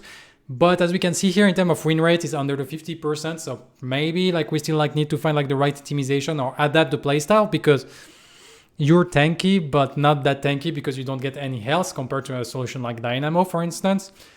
And the second aspect is like Silencium, number one crest being picked by support in that tournament, which is surprising to me because the 4 top support is Bellica, Decker, Muriel, FaZe, which usually it's support that sits in the back where you can't really like silence people that are like in front of you, like far away. So like why that strong emphasis on Silencium? Like to try to counter Greystone maybe? Or like I'm a bit surprised by that many Silencium. I just think Silentium is great at just stopping an all-out engage on top of your backline, especially because you're playing a backline support. You have a Silentium allows you to create a lot more space and just kind of stop, like just say for instance, like a Crutch runs up to you, or like a Gideon's like almost gonna ult the backline, create some disturbance. Like you just kind of silence whatever's coming at you to give your team the time to reset and turn that fight. So I think it's a very strong item. And we see that Crazy Fool was mentioning that he's very strong against like Gideon. Of course, he's strong against Crunch, and I guess that's why we saw also like a lot of Galaxy Greaves. Probably like to be able to like if you're the Bellica support, you want to be able to jump to catch the Gideon even in the air. This type of thing that brings you survivability, but also activates your Silencium and all those things. I still feel like sometimes it's a little bit hard to use if the enemy team is not like diving on you, but apparently like that's what like the top player has been using, and it's apparently like working well for them because it's slightly over 50% win rate. Yeah, because I think Silent Time is one of those items that like I think in solo queue it's hard to gauge its value because it's one of those items that's best when you follow up, because in that time frame that person's silence, they cannot blink, they can't use any ability. So like when you're playing something like a Decker or like Bellica, for example, you don't necessarily need to use it to just silence whoever's diving on top of you. What you can do is use it as an aggressive tool when you do your whole like stun combo, and then as soon as the stun ends, you silence them, so now they can move, but they can't immediately blink or like teleport away, and that is what can really help just secure these picks for your teams. But of course, you need a team that can follow up on your silences, which can be hard to like see that in solo queue environment. But on this favorite team coordinated plays, it can be easy. Like, hey, I'm gonna silence that dude. We have this 1.5 seconds to bust him down before he can just do anything, right? So it acts as a powerful extension of the CC combo you can put out on some of these supports. Yeah. And so let's move on into the stats that we have. So we do have Crazy Fool, Vecron, Toasty, and Pick. And so we have Toasty mainly playing like the FaZe, Crazy Fool on the Rictor support that we were mentioning, Vecron and Pick on the Muriel. So kind of interesting that we mentioned that Decker and Bellica are the top 2 like support that has been picked this tournament, and that none of the top 4 players have those 2 pick in their most played heroes. So I guess like those teams like were prepared to be able to play against the Bellica or the Decker and just like had their own agenda in a sense. And one stat that is like quite impressive is like how far ahead Crazy Fool is in terms of warding compared to the other support. Like he's at 7.3 per 10 minutes, while like the second is at 5.5, and they're all like around like the same like place except Crazy Fool that is just like warding for 3 people by himself. I mean that just comes from like the understanding of vision control kind of does win games, right? Or sets you up to really win games. But I mean, one thing that really just kind of speaks out to me is like how close, like I was saying earlier, Toasty and Crazy Fool are just like so close in stats. Obviously not the wards, but I mean, oh man, those games were so close, and honestly, yeah.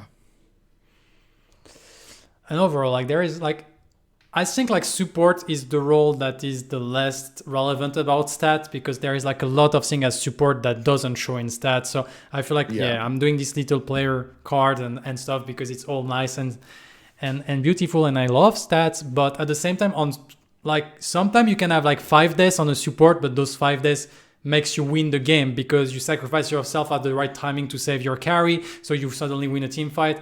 And so like those stats on support, like we have to be taken with a grain of salt. Ward is actually like definitely like a very important stat. Like in Predecessor, you're the main warder of your team as a support. And so like here it's something that is like your duty and your role in a sense.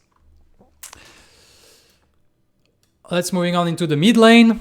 And so mid lane, I kind of feel like that was like a very very open role, like that kind of closed down a little bit, and we go back to like the old usual like Gideon, Gadget, Bellica, Howitzer, with a slight touch of the Decker that we mentioned from the side of Seismic. That kind of love to bring that up, and the Bellica mid win rate. So that's an interesting stat that we have seen that on support, Bellica support actually like under a 50% win rate. But now when we just like focus on the win rate on the mid lane, she has over 70% win rate. And so like Bellica is still the number one mid laner uncontested in a sense, even though like most teams were prioritizing the Gideon over the Bellica in mid lane for a lot of those teams.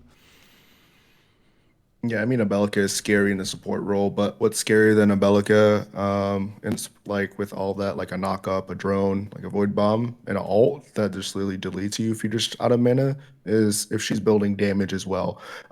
So she's able to still be able to do things that she does in support role, like peel or initiate, or set up a fight. But now that the fact that she has damage on top of that, it's ridiculous.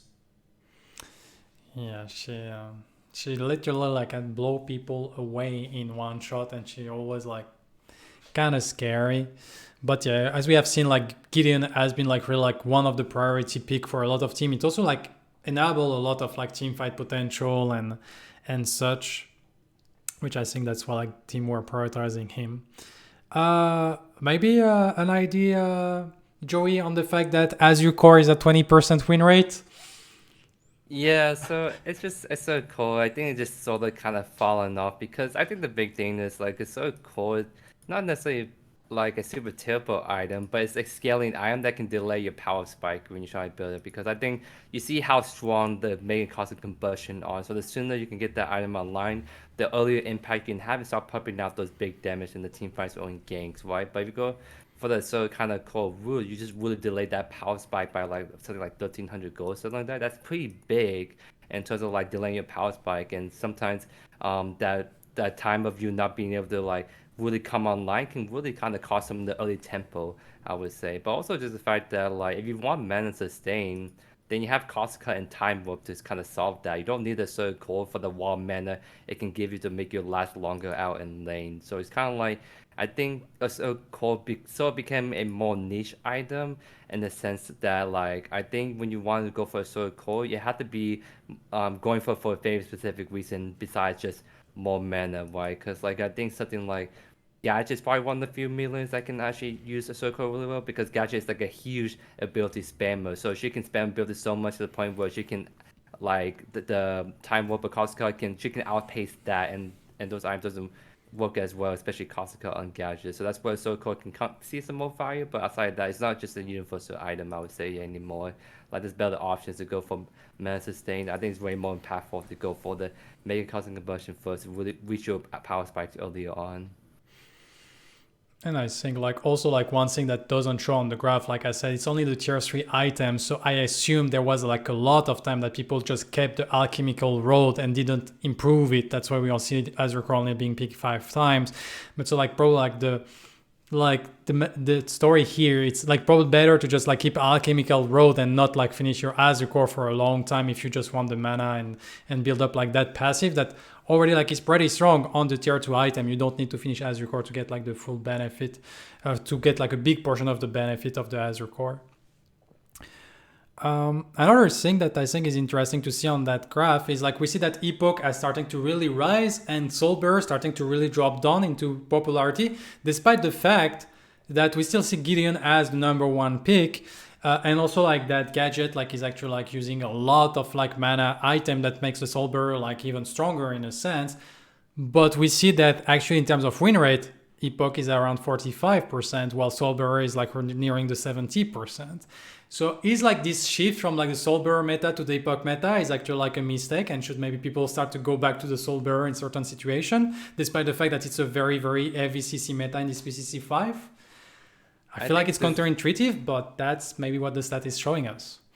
Because I think this plays into the whole like trap of like, for example, earlier we were talking about how Deco is the most played support, but she has a low win rate because people don't know how to utilize her to her best, like why she's good in the first place, right? So I think a lot of these teams, like some of these players, see Epoch, and they're like, oh, this item's really good, but they don't know exactly how to use it, right? Because there's so many times I see people use Epoch and just waste it. Like, you're gonna die anyways. Why are you using Epoch when 4 of your teammates are dead, right? There's no point.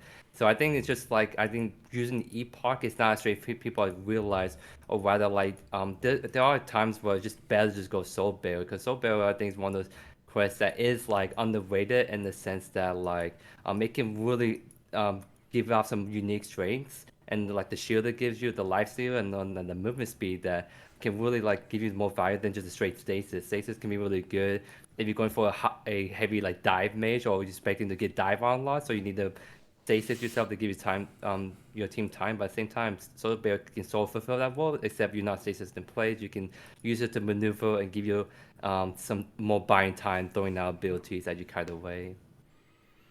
Yeah, I feel like, especially because Gideon was so picked up so much. I mean, yeah, like Joe was saying, stasis is just like a delay tactic, and most of the time, you're not able to really just get out of there. So I mean, like probably Gadget's probably one of those that's able to take advantage of that because she can just throw everything down, pop her ult, and hope to God that 2.5 seconds is like enough to kill everybody and they come in. But at least she'll be able to throw out a crap ton of damage towards the enemies, right? That way her team could clean up, right?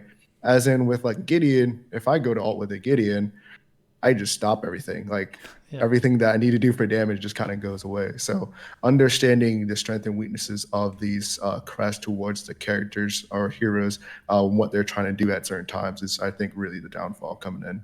Yeah. And also saying like maybe like some people forget to realize that I know it's not always easy to remember everything that is going on, every single effect in the game, but Soulbearer is not just a shield. It's also like magical lifesteal and move speed actually. And I think like if people like start to realize this aspect, like you can utilize the move speed to sometimes get out of situation that Epoch would have get you killed and this type of thing. So I guess it's also like kind of an issue of starting to min-max very old aspect when people are just like, oh, True Silver plus Shield on Soulbearer is so strong, we just stack the two together and suddenly like we're God. But then there is actually like the other aspect that are sometimes like underutilized, and I guess like at that we're starting to get there, and that's like maybe also like the win rate, like people are starting to min-maxing better the Soulbearer when they're playing with it. Let's move into the player stat for the mid laner. So we do have Finesse 2, Seismic, Happy Picker, and Bree.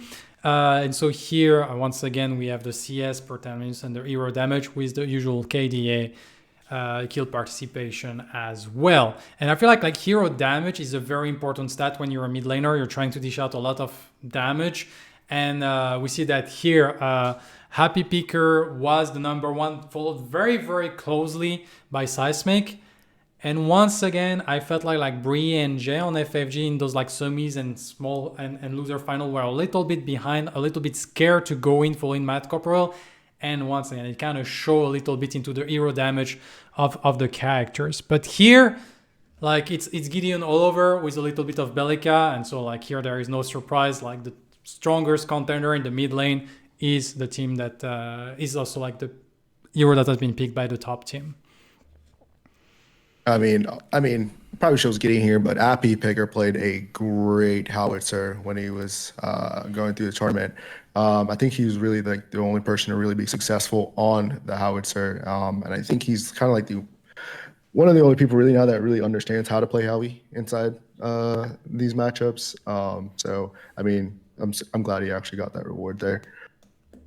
Yeah. Yeah, I'm also pretty happy to see him pop up with Hauser, because I think people, like, one of the reasons why Bellica is very mid a lot is because people don't know how to deal with kind of like the threat she brings in lane with the knock-up and drone. But I think Hauser, like, as Abby kind of showed, that Hauser can be actually really good into Bellica because he plays into the range really well, but also like he has a good answer in the form of his landmine. Bellica try walks up to you, you just push her away and just have a free guaranteed combo. So I think like in terms of like the mid lane matchups and how to deal with Bellica, I think Abby kind of show how like this house of pick that's not as popular as the Gideon or like other millers can be a really good answer and can really help kind of shift the tempo to your side's favor.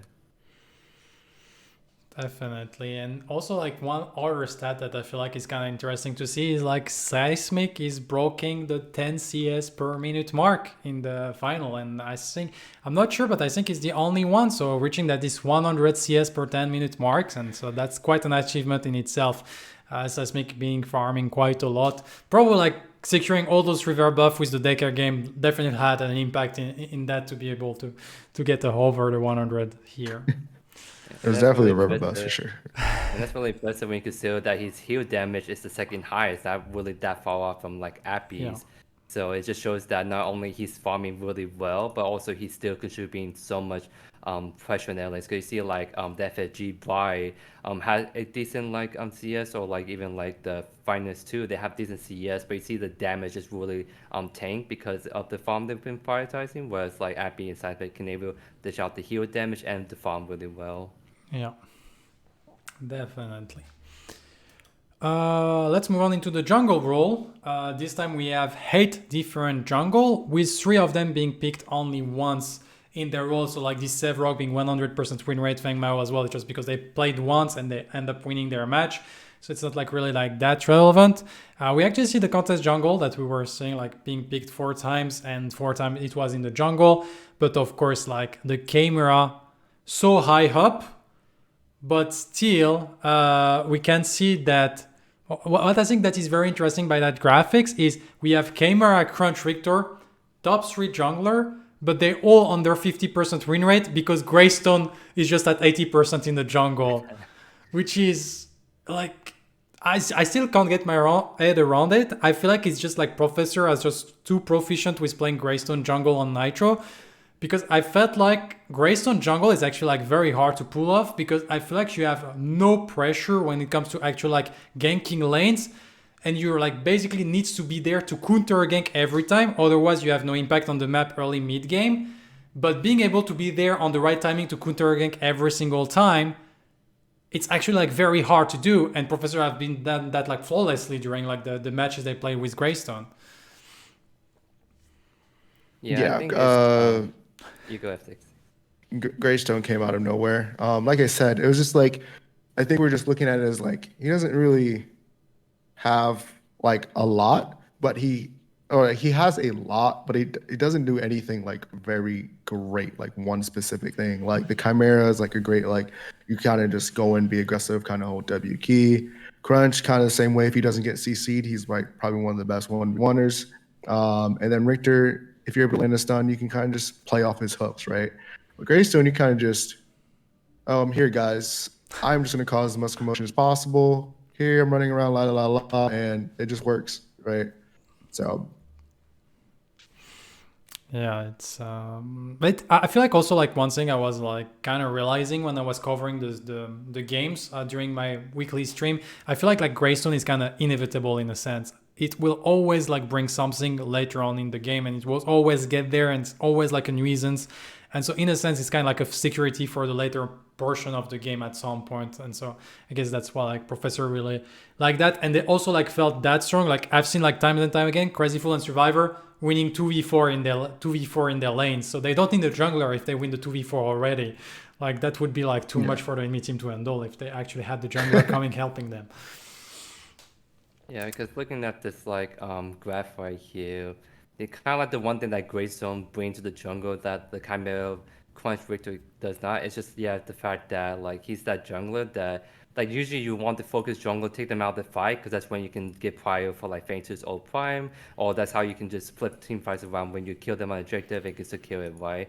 But with the Greystone, it's like you can focus so much pressure on him, but he has the ultimate that long as he gets off, he can just stall so much time and just eat up a lot of resources from the enemy team, which can be really awkward to kind of like play around, and that's what makes him really viable at the end of the day. Is that he breaks that conventional rule that like usually you want to focus jungler, but in this case, Greystone is that awkward limbo where you want to focus him, but when you do, he's just gonna able to eat up all of that and just waste all your resources. It's kind of like what Rampage did when he used to be really good. It's like he starts ulting, he gets the high regen, so you keep throwing stuff at him, but he keeps regenerating back up. The big difference is that with the nerfs that Rampage got, he got nerfed to the point where you can bust him down a lot more easier, I would say, than before. So like Rampage doesn't have that as a unique strength of just being unkillable in that sense. But Greystone still definitely has that with how strong his ultimate can be when we drain the HP, especially when he scales up to the mid to late game. There is also like another thing that I think was interesting, and I think it's the first time I'm starting to see team doing that. And I wonder if it was like intentional or if it's just like it comes down that we were playing two picks that use the same item. And it comes to the item of Basilisk, because we see Greystone being played on Nitro quite a lot, and then we see the Grux being played on Violence. And I think a couple times these two characters actually like came down into the same team in Professor's matches.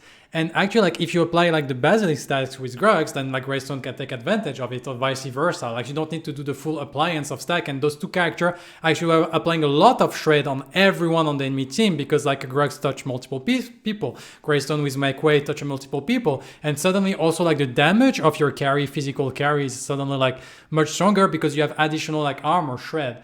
And so I wonder if it was like a beginning of itemization that actually like tried to take into consideration the whole team and not only yourself only. And if that's the case, that's great, because that's where like you can reach like a higher level when teams start to itemize like together and try to min-max those effects to the better, and they try to play together around those effects. Yeah, no, that's a huge factor going there with the double Basilisk, because you're just, like you said, just shredding just way faster. I just kind of wanted to see more Sevarog jungle. I know he's picked up in the offlane a lot, but I feel like he is a top jungler, especially just because he's able just to root. The subjugate is probably one of the easiest things to hit in the game. And I think that has a lot of setup as well. And then if he needs to disengage, he has his ult, or if he needs to create like an engage, like a flank, just to push them towards whichever lane he's in. I mean, he's just great for that. So I would like to definitely see a little bit more Sevarog jungle going on into the next PCC. Yeah, and probably like maybe like depending on where we are in the meta, but if like there is still like a lot of like strong pick against Crunch, probably like switch this Crunch number into the Sevarog would be nice, and maybe like equilibrate all the things around. Let's move on into the player stats here. So we do have Nitro, 6, Grati, and Mad Corporeal. And here it's interesting, 4 player, 4 different like most played heroes, with Nitro on the Greystone, as we were saying, 6 on the Crunch, Grati on the Camera, and Mad Corporeal on the Rictor. Here, of course, like hero damage going to fluctuate a lot. Ward also like hero damage. It was a rough contender. I'm still like always impressed by 6 on Crunch. I have to admit that despite like sometimes teams are so stacked against the Crunch, and they still manage to find like entry kills and gank that number like people would not find. But also like Nitro, very, very strong here. The top KDA jungler out of all the players, and still like very high, but the lowest skill participation overall on the side of all those junglers. To be fair, there is not like any like specificity here on those stats. Everyone is kind of like at the same level. We can see like Mad Corporeal like a little bit like more aggressive than the others with this 1.4 deaths per 10 minutes compared to the 0.9 from Grati, and then we go down to 0.5. But I guess if you're playing Greystone, like this 0.5 is not really accurate. You're probably like 1.5 is just that you're not dying because you're pressing ultimate. So in a sense, it's essentially. It's like kind of a fake stat in that regard. Also, like I feel like on jungle, it's also like one of those role like support that I feel like stat is like much more complicated because it's a much more open role, and also like you're not really like you have the D word, but the D word is like very like hit or miss during games, and depending on what is your role in the team, like stat can change that so it's drastically overall. Let's move on to the last role out of the 5, which is offlane, where of course we have like the biggest item variety, but not the biggest like character variety, but still like here, I kind of like that the more we're picking characters, the higher the less the win rate becomes, like for the first 5, like Sevarog, lowest win rate, Feng Mao, okay, still Greystone, and it Skylight with Grux at the 75% win rate played by Violence. And so once again, I feel like this old ball of Greystone and Grux kind of throwing people off meta when like the meta was mainly like Sevarog, Steel, Feng Mao. But like this Sevarog like had a very rough time in this offlane despite being like the most picked character. I think that just comes down to the jungle pressure. A lot of the games you saw, if Sevarog was in that lane, the jungler would definitely put a little bit more pressure on top of that Sevarog to like kind of slow down his early or his late game spike coming earlier than it should. And then obviously the Feng Mao kind of just countering into that Sevarog as well. And also, I just realized now that we're like 5 roll down, and that's probably like why like we couldn't like hear like a good take on Zarus from Joey is because I actually realized that Zarus is not in the data. So I actually like changed the data for like the big pick and bans, and I added Zarus, but I actually like forget to add it like for the role specific data. So that's why we didn't see like the Zarus jungle or the Zarus into the off lane, and I'm sorry about that, but we should have like some Zarus here and there. Like it has been picked 4 times overall and should have appeared somewhere in the data. One thing that I'm kind of curious about is like overall, like I love the variety that we have in terms of item. I'm a bit surprised about like the win rate on Flux Matrix because I know that's an item that is being used quite a lot, but I guess it kind of comes down of the Sevrog and Steel Peak that are not performing as well as expected compared to the Greystone and the Grux, and so that's why this Flux Matrix like win rate is kind of getting impacted quite a lot. And once again, like we see the Basilisk like skyrocketing, but in a sense, it's like, I feel like it's not really like an item thing. It's more like a hero thing of all the win rate that we're seeing here on that thing, like with the Perforator, the Icecorn Talon, Basilisk, all those things came down like mainly like from probably like the Greystone, the Grux, a little bit of the Feng Mao, and that's why we have higher win rate. And so this portion of the items, besides the fact that Fire Blossom is still like #1 pick, I don't think there is a lot to extract there. Yeah, like looking at this graph, that's sort of one of the reasons why whenever I try to do offlane and something in the past, why I don't really enjoy it as much, because personally for me, I like playing the more like bruisers offlane, like more like not so much tanks, but more like kind of like self-sufficient, being able to solo kill or just apply a lot of pressure to like the other game damage. So like kind of like the Fame Mount, the Greystone, Grux, etc. So like the one reason why I never really enjoy it is because it always seemed like save-wise is always so viable in these comp scenes, just because Sevod like plays that whole. I think the big thing is like Sevod doesn't have to interact with you to win game. All you need to do is interact with the minion wave. That's all you need to do, and that's always what me up the one when I'm playing with him. Because even when I'm playing him, I like to get aggressive, but that's not how you want to do that. But also when you're lane against him, I want to fight you, but Sevod is not wanting to do that. He just focuses on farming the wave. So I kind of want to see that. I don't want to see like necessarily nerfs to Sevod directly. I want to see that over time when we get more and more like offlaners as the roster. I want to see more of them start to like be a lot more good picks against Sevod, because we see right here the main reason why Fei Mao is purely pick in this offlane tournament is because like he's just that one of those few offlaners that can apply a lot of pressure and to Sevod and offer a lot in like the late game team fights.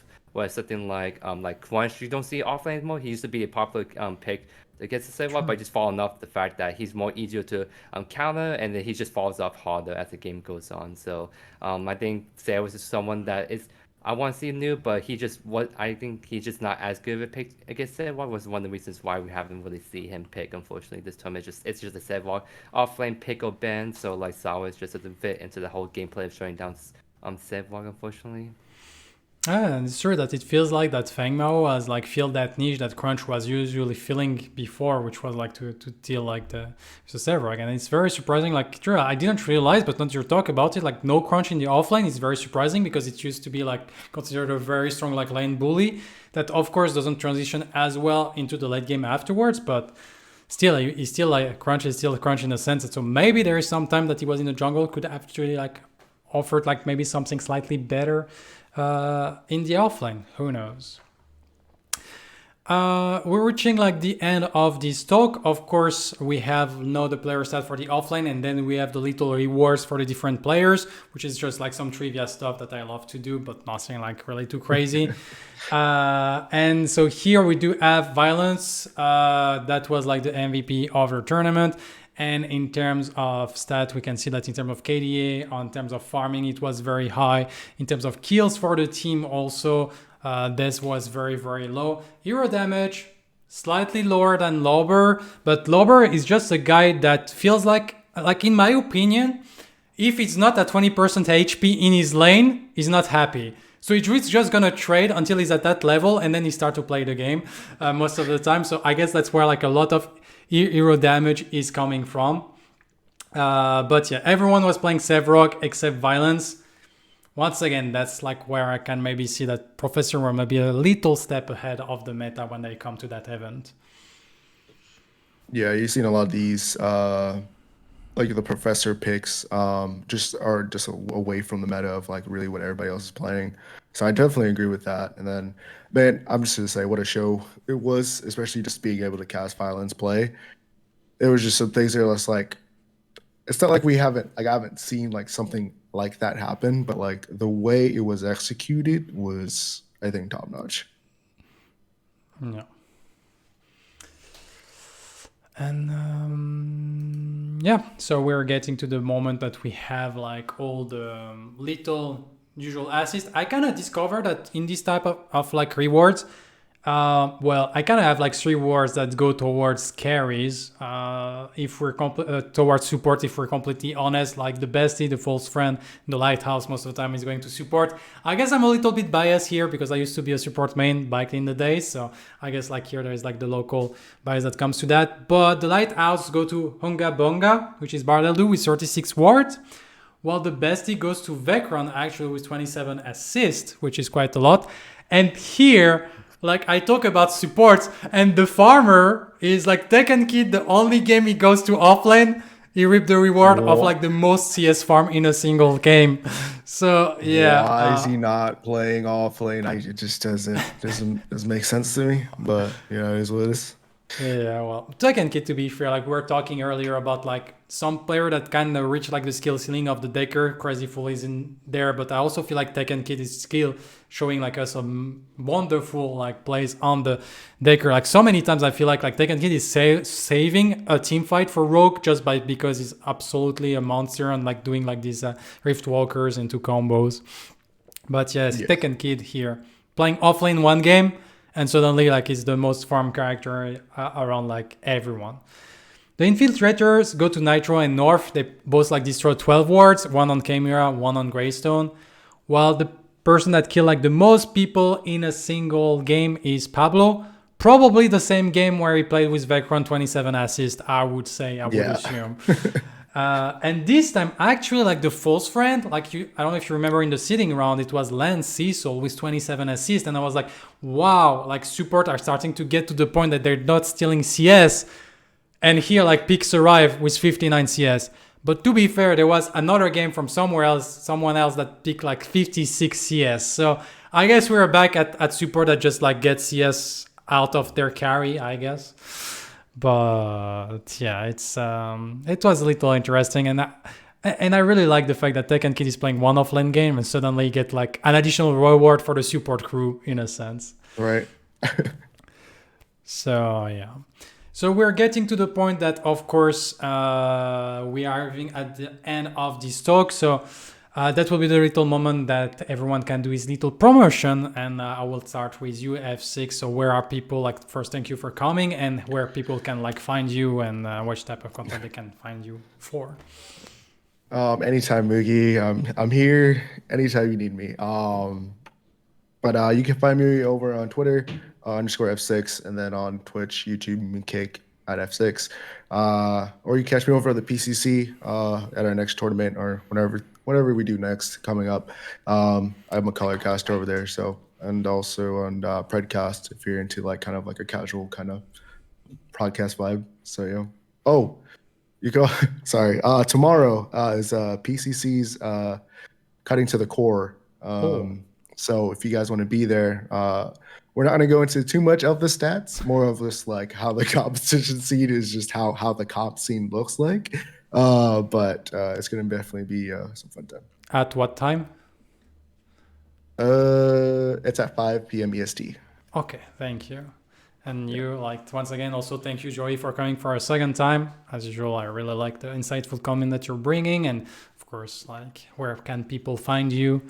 But I say, like, as usual, like most people here know, but go ahead again. Yeah, of course you guys can find me over on YouTube. I just do my daily commentary videos where I focus a lot on just commenting on my gameplay, what I'm doing and why, trying to like be more educational, but also still having fun with the game, especially when I'm doing the very kind of fun but questionable builds that somehow works out towards the end. And you guys can follow me on Twitter to kind of keep up with some of the more recent stuff going up. Also, so you guys be able to see all the pictures of my lovely doggos over there. And you guys can also probably just see me occasionally over the PCC whenever I'm on the desk for like these tournaments or whenever I get brought on to kind of to the core podcast they just started up. But yeah, it's always a pleasure being here. I really enjoyed the conversations you just bring out here on Fridays, Mugi. Thank you. It's so good. It's so good. And so apparently, like, you have a little like additional information for the people in chat for cutting to the core Efsixx. Oh yeah, so our special guest for Cut to the Core tomorrow is going to be Crazy Fool, the support man himself, the River Richter. So it's going to be a great time talking to him as well, kind of get a little bit more insight on what was kind of going through with the professors and how it is over there playing on the comp side of things. And that sounds like a very good time. Of course, also like probably cutting to the core under the PCC brand, so probably like higher production quality than what I'm doing here on Meta Talk. Here, like we're just like selling like deep stats, and that's basically it. But yeah, like two different. I can't wait to basically like be able to see that cutting to the core as well with like additional information, and especially getting like Crazy Fool as a guest. Like I didn't manage to catch an interview of Crazy Fool at the end of PCC, but it's always nice to have like some players to give like some insight information. So I can't wait to be able to look at all of that. As usual, thank you everyone for coming. Thank you everyone for exchanging. Thank you for all the top players in the chat that kind of added their own like stone to the conversation. It was like very insightful. I really like that. I always like love to start those conversations and be able to talk about all of that. So thank you everyone for watching. As usual, you are all amazing. I hope that you will all have a wonderful rest of the Friday and of course like a wonderful weekend. Enjoy your weekend. For me, it will be back on Monday morning as usual, probably like starting to play a little bit because we have a new season arriving and we have like some hero to unlock. So I probably need to start playing the game a little bit, but we'll see how that goes. I'm quite excited to see what the new UI look like and how Seraph feels like to play. As usual, thanks a lot Efsixx, thanks a lot Joey for coming. And I think it will be time for us to get out. And so thank you everyone, and we are out.